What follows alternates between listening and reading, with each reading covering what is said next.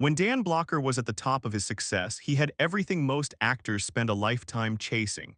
Stability, respect, and a role that made him feel permanent. That's what made the ending so surprising.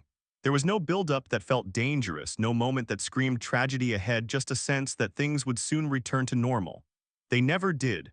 What followed was sudden, very sad, and left behind a silence that grew louder with time. Dolphia Blocker could have become the public face of grief. Instead, she chose something far rarer: disappearance. Her refusal to participate in the narrative turned their final chapter into one of Hollywood's quietest tragedies. A giant raised in hard times. Little Joe might win people over with his charm, humor, and good looks, but it was Hoss who truly captured hearts. The big, shy, slightly gullible, but endlessly lovable Cartwright brother had something special. There was a softness to him, a humility and innocence mixed with that puppy dog charm that made him impossible not to love. And that same spirit came straight from the man who played him. Dan Blocker entered the world already larger than life.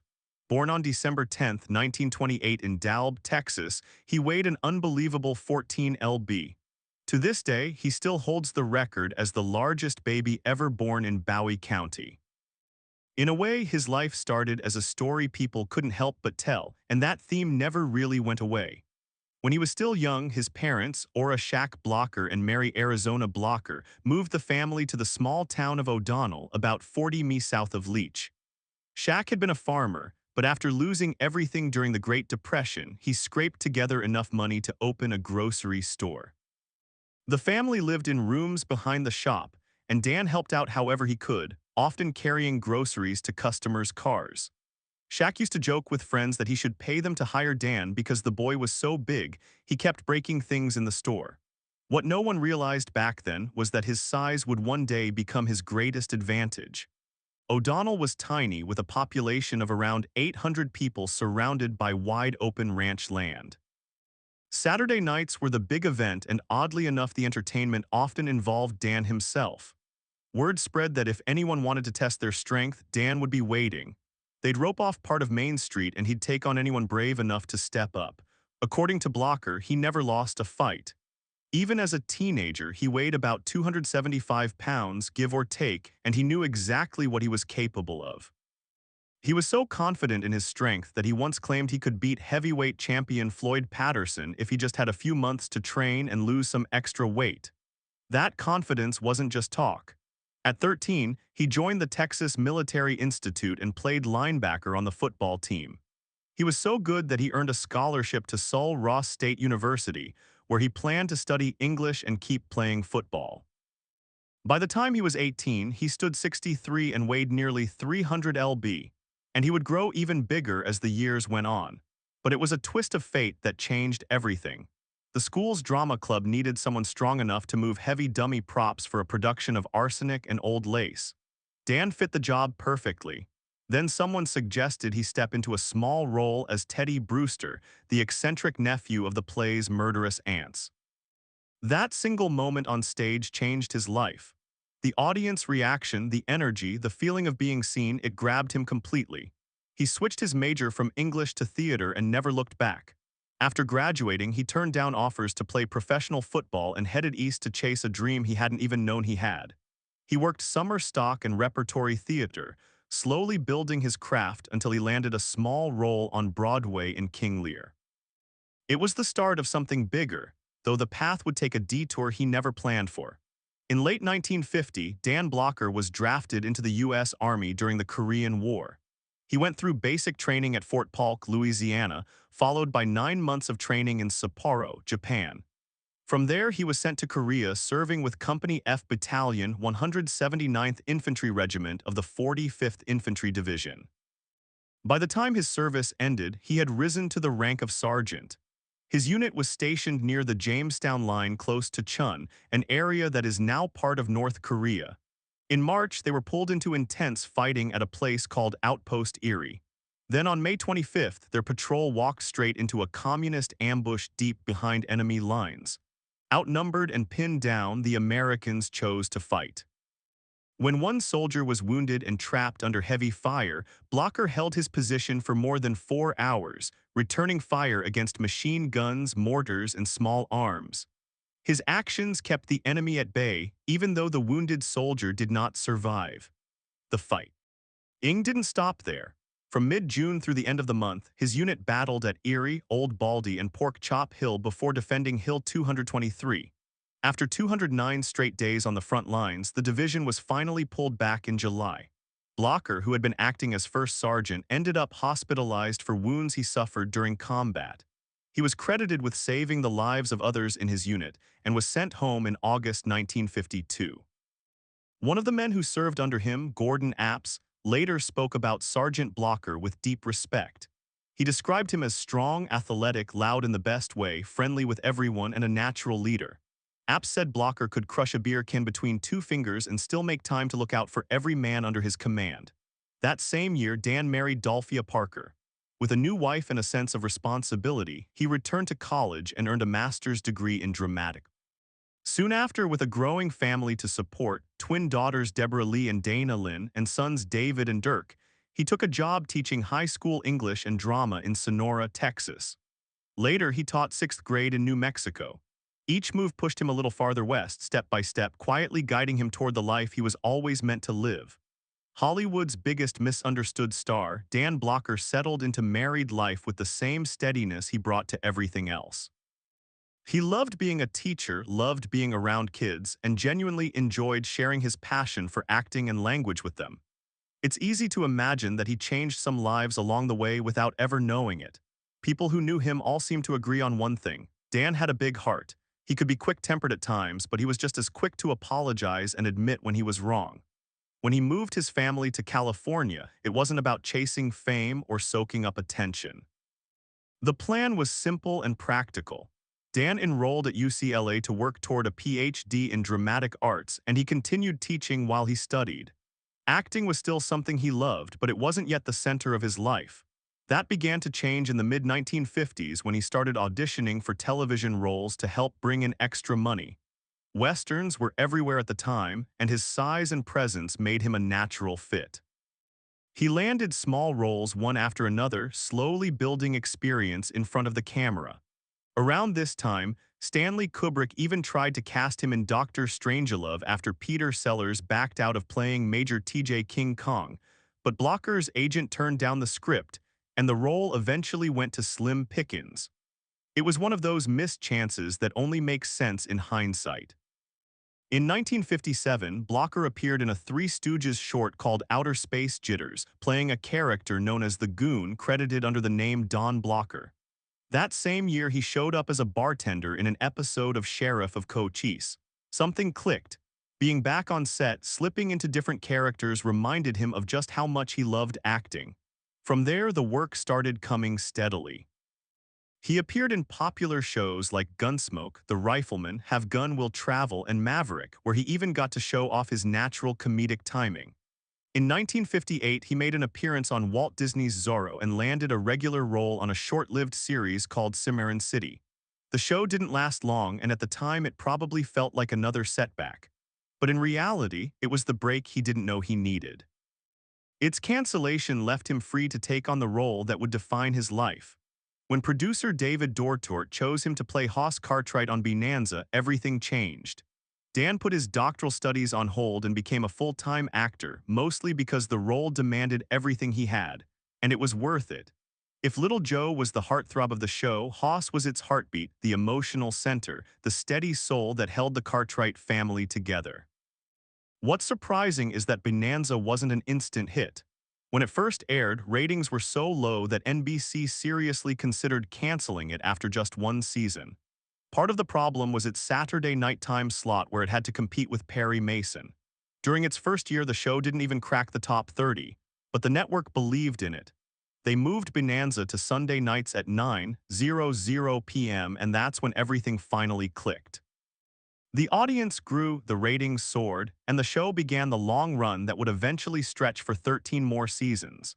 Chevrolet came on as a sponsor, which gave the ratings another big push in season 2. Even so, the show nearly disappeared before it ever had a chance to succeed, mostly because it was expensive to produce. NBC executive Thomas Sarnoff later revealed that the network in New York had planned to cancel the show after the first 13 episodes because it had gone over budget. Filming Bonanza in color cost about $15,000 per episode. Doing that first year, a huge amount at the time. Sarnoff stepped in and promised he could keep the production on budget, and he did. With that, Bonanza survived and then exploded, becoming one of the most beloved shows in television history with Dan Blocker's Hoss right at the center of it all. From the moment America met Hoss Cartwright on Bonanza, something clicked. Here was this towering man, 64, over 300 lb, who looked like he had walked straight out of a legend. Yet instead of being a fearsome brute, Hoss was gentle, awkward, funny, and endlessly kind. He tripped over his words. He stumbled into trouble. He wore his heart on his sleeve, and viewers instantly fell in love. The nickname Hoss itself was a playful twist on the word horse, a folksy way of saying big as a horse. It fit perfectly. But what truly sealed the deal was how completely Dan Blocker disappeared into the role. To millions of fans, Hoss Cartwright did not feel like a character. He felt like a real person. And that is where the great contradiction begins. Because in real life, Dan Blocker was nothing like the slow, simple-minded ranch hand he portrayed. He was highly educated, holding a master's degree in theater. Before his acting career took off, he had worked as a school teacher. He was thoughtful, well-read, deeply religious as a Free Methodist, and politically progressive. He supported liberal causes and even backed Eugene McCarthy. The man behind the scenes was sharp, reflective, and intellectually curious. Yet despite their differences, Blocker and Hoss shared one enormous similarity, a powerful sense of compassion. Blocker believed deeply in kindness, fairness, and standing up for what was right. That belief quietly shaped everything he brought to Hoss. Kids sensed it immediately. Parents did too. Hoss never felt manipulative or calculating. There was nothing hidden about him. What you saw was what you got. A good man trying his best in a complicated world. Early in Bonanza's run, Blocker struggled with how deeply he was sinking into the role. As he later admitted during the first few seasons, he often felt as if he and Hoss were the same person. He spent so much time building the character, studying him, and trying to understand how he thought that the lines began to blur. It was not until around the fifth season that Blocker finally felt confident enough to separate himself from Hoss. Once he fully understood who Hoss was, he could step into the character each morning and step away from him each night, leaving him behind on the sound stage. Still, Hoss never stopped living somewhere inside him. Blocker often kept in mind a quote from the 18th century Quaker missionary Stephen Grellett that if there is any kindness to be shown or any good to be done, it should be done now because we only pass this way once. That philosophy became the emotional backbone of Hoss Cartwright. Every gentle gesture, every awkward apology, every moment of loyalty flowed from that simple idea.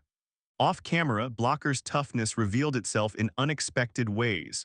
During one filming session, he was thrown violently from a horse and fractured his collarbone. Instead of heading to the hospital, he did something almost unbelievable. He set the bone himself. Then he climbed back on and finished the scene. Only afterward did he take time off to recover. The irony was that during his recovery, he gained some weight, and when he returned to set, the same horse that had thrown him could no longer carry him. It was a perfect example of Blocker's quiet grit.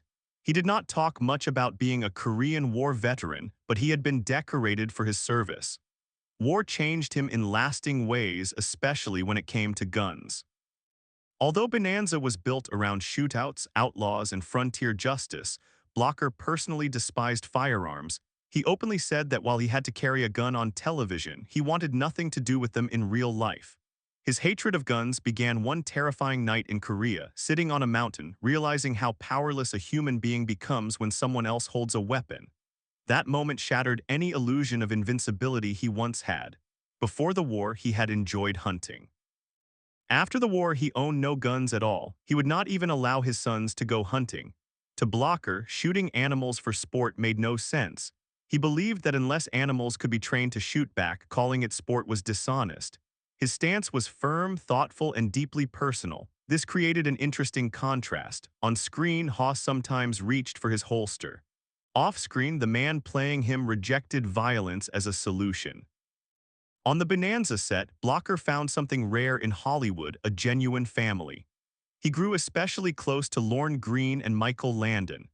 In the early days of the series, when I was trying to find this character and I was really working at it, Landon, still young at the time, already had strong opinions about storytelling, character. direction and where the show should go. He could be stubborn. He could argue with producers and network executives. Some people found him difficult, but Blocker saw something else. Passion. Landon cared deeply about the show and its characters, and over time that intensity helped shape Bonanza into something stronger. The cast spent enormous amounts of time together, often from early morning until late at night, 5 days a week, and they still chose to socialize outside of work. Their bond ran so deep that Blocker served as best man at Michael Landon's wedding to Lynn No. Though Bonanza dominated his schedule, Blocker did manage to appear in a few films, including Come Blow Your Horn and Lady in Cement, both alongside Frank Sinatra. Still, television was his home and Hoss was his legacy. Despite his fame, Blocker never forgot where he came from. "Boy, when's the last time you were in Texas then?" "Oh, about I was in Dallas about a month ago." "Oh, that recently?" "Yeah." He moved his parents to California to be closer to him, but his hometown of O'Donnell, Texas, never stopped claiming him as their own. People back home smiled at the memory of the quiet, studious boy who always had a book in his hands. To them, it was almost surreal to watch that same kid riding across the Ponderosa every Sunday night, beaming into millions of living rooms. In the end, Dan Blocker did something rare. He created a character who felt timeless. Hoss Cartwright was not just a sidekick. He was not just comic relief. He was a symbol of decency in a rough and tumble world. And behind that symbol stood a man who truly believed in kindness, who understood suffering, and who chose gentleness anyway, the star who hated stardom. By the mid-1960s, Dan Blocker had reached a place most actors only dream about. Fans adored him. Fellow performers respected him. Children looked at Hoss Cartwright and saw someone they wanted to grow up to be. Yet, in a twist that feels almost poetic, Blocker himself had very little interest in being famous. He loved acting. He loved performing. He loved the craft. What he did not love was being recognized. Blocker and his wife, Dolphia Parker, made a conscious decision to live quietly. While other television stars were buying lavish estates in Beverly Hills or hosting glamorous parties, the Blockers chose a modest 4-bedroom, 3-bath home in Northridge, a quiet suburb about 20 miles from Paramount Studios. It was comfortable, practical, and far removed from the glitter of Hollywood. Because to Dan Blocker, acting was a job. He was not chasing stardom. He was not trying to become a celebrity icon. He was working to support his family and to do something he genuinely enjoyed. The massive attention that came with playing Hoss felt strange to him, almost uncomfortable. He often seemed genuinely puzzled that millions of people cared so deeply about a fictional cowboy he played on television. That discomfort only grew as Bonanza's popularity exploded. Strangers would stop him in public. Some would grab his arm, others would hug him without asking. Many wanted autographs, most meant well. But Blocker struggled with the constant physical closeness. He did not like being touched by people he did not know. He valued personal space. He valued privacy. And privacy once lost is almost impossible to get back. The hardest part was what fame did to his family life. Blocker and Parker had 4 children, and Dan desperately wanted them to grow up feeling normal. But even something as simple as taking the kids out for ice cream could turn into a public event. Fans of all ages would gather around. Kids would stare, parents would point, conversations would be interrupted. The quiet family moment he hoped for would slowly disappear. He understood the admiration, but that did not mean he enjoyed the consequences. Still, no matter how exhausting his schedule became, Blocker never stopped trying to be present as a father. At home, he was exactly what you might imagine, a massive man with an even bigger, playful streak.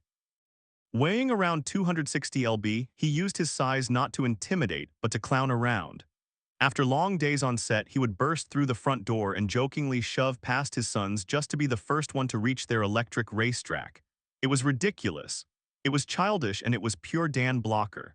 That silly obsession with racing toy cars revealed something essential about him. Beneath the towering frame and booming voice was a man who never lost his sense of play. A man who knew how to be serious when needed, but who also understood the value of laughter. The Blocker household reflected that balance. Yes, they had a swimming pool. Yes, their driveway held some nice cars. Parker drove a 1963 Cadillac. Dan had a brand new Corvette Stingray, but none of it was about showing off. There were no marble statues, no gold-plated gates, no Hollywood excess. It was a family home. And perhaps the most telling detail of all was N social circle.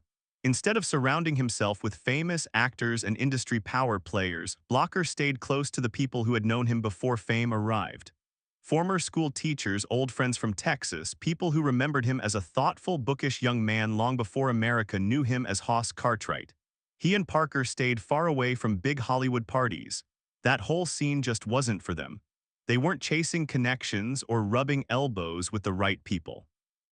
They preferred quiet nights, familiar faces, and conversations that actually meant something. Fame may have changed how the world saw Dan Blocker, but it never changed who he was. Instead of bending himself to fit celebrity life, he simply stepped away from it. No gated communities, no hidden mansion in the hills. He packed up and moved to another country. Blocker made the remarkable decision to relocate his family to Lugano, Switzerland. The idea did not come from a business deal or a tax strategy. It began with something simple and almost poetic, a magazine. Blocker was an avid reader of National Geographic, and one particular feature on the lake regions of northern Italy and southern Switzerland stopped him in his tracks. Page after page of mountains, water, and old European towns stirred something deep inside him. He had already visited Europe once with his wife, Dolphia Parker. And after seeing those photographs, he told her that if they ever returned, they absolutely had to see that lake region. Years later, they did. In 1970, the Blocker family traveled through Switzerland and northern Italy, visiting places like Lake Como, Lake Maggiore, and finally Lugano. And somewhere along that journey, something clicked. Lugano did not just feel beautiful, it felt right. Blocker would later say it was the prettiest place he had ever seen. More importantly, it felt like home. The town offered something Blocker had been craving for years: peace. No crowds, no autograph seekers, no strangers grabbing his arm in grocery stores, just quiet streets, mountain air, and a slower pace of life. The practical pieces fell into place quickly. The family found an American school in Lugano for the children. The kids began learning new languages. Europe suddenly became their extended backyard, with neighboring countries only a short train ride away. By 1970, the decision was made. The Blockers were starting a new chapter in Switzerland. Blocker still had obligations in the United States. Of course, Bonanza was one of the biggest shows in television history, and he remained committed to it, but his plan was simple. Whenever he was not actively filming, he would return to Switzerland to be with his family. For him, the move was not about escape, it was about preservation. There were rumors almost immediately. Some people assumed he had left America for financial reasons. Others speculated about taxes, investments, or secret deals. Blocker quietly dismissed all of it. Bonanza had already made him a millionaire. Living overseas actually meant higher taxes and the complication of dual citizenship. If anything, Switzerland cost him more money, not less. Money was never the point. What truly drew him in was the quiet, the anonymity, the chance to walk down the street as a normal man. There was also a small, almost humorous detail that worked in his favor. Bonanza did air on Swiss television, but only in German. And in southern Switzerland, where Italian was the dominant language, very few people watched the show, which meant that in Lugano, Dan Blocker was not Hoss Cartwright. He was just Dan. That anonymity was priceless. Like fellow Western star James Arness of Gunsmoke, Blocker had never been comfortable with celebrity culture. He did not enjoy premieres. He did not chase headlines. He had no interest in becoming a Hollywood personality. He wanted a life, a real one. In Lugano, he found it. He could focus on being a husband, a father, a private citizen. He could watch his children grow without cameras and crowds constantly intruding. He could sit in a cafe without being interrupted. He could breathe. It was worlds away from the dusty trails of the Ponderosa Ranch, worlds away from sound stages and studio lights. And that distance mattered because while millions of people saw Dan Blocker as a towering cowboy every Sunday night, the man himself was quietly choosing a very different identity. Not as a star, not as an icon, but as a husband who loved his wife, a father who wanted normalcy for his kids, and a thoughtful gentleman who simply wanted some peace in a beautiful corner of the world. Switzerland gave him that. And for Dan Blocker, that quiet life meant more than any amount of fame ever could. The awful ending and tragic death of Dan Blocker and his wife. In 1972, Dan Blocker returned to the United States to begin work on what would become the final season of Bonanza. But something was wrong. Those around him could see it. Blocker felt weak, drained, unusually tired. The big man who had once seemed indestructible no longer had his usual energy. Concerned, he went to the hospital where doctors discovered that his gallbladder needed to be removed. The procedure itself was considered routine. A cholecystectomy was and still is one of the most commonly performed surgeries in America. Millions undergo it every year. There was no reason to believe anything would go wrong. Blocker had endured far tougher situations in his life, including combat in Korea. Compared to that, this felt manageable. The surgery appeared to go smoothly. Afterward, Blocker believed he was finally free from the gallstone pain that had troubled him for years. For the first time in a long while, he felt a sense of relief. He was sent home to recover, optimistic about getting back to work and finishing the season. Then, only hours later, everything changed. Blocker suddenly became dizzy. He complained of severe pain. Alarmed, his wife Dolphia rushed him back to the hospital. He never came back out. Later that day, Dan Blocker died from a pulmonary embolism. A blood clot had traveled to his lungs, blocking a major artery. The death was sudden, unexpected, devastating. One moment he was alive and planning his future. The next he was gone. Dan Blocker was just 43 years old. The shock rippled outward instantly. His wife lost her partner. 4 children lost their father. The cast of Bonanza lost a brother. Michael Landon and Lorne Green, his closest friends, were shattered, and millions of fans around the world struggled to comprehend how someone who felt so solid, so permanent could vanish overnight. At the height of his career, at the height of his life, after Dan Blocker died so suddenly, Dolphia faced a crossroads. She could have remained in the public eye. She could have given interviews. She could have turned her husband's fame into her own platform. She chose none of it. Instead, Dolphia stepped completely away from the spotlight. She focused on raising their children, protecting their privacy, preserving Dan's memory with dignity. She never remarried. She never sought attention. She never tried to rewrite history. She lived quietly and deliberately, just as she and Dan had always preferred. Because Dolphia avoided the media so completely, much of what is known about her later years remains vague. And that was exactly how she wanted it. Peace mattered more to her than public curiosity. In time, she passed away quietly as well, leaving behind children and grandchildren who carried forward the values she and Dan had lived by.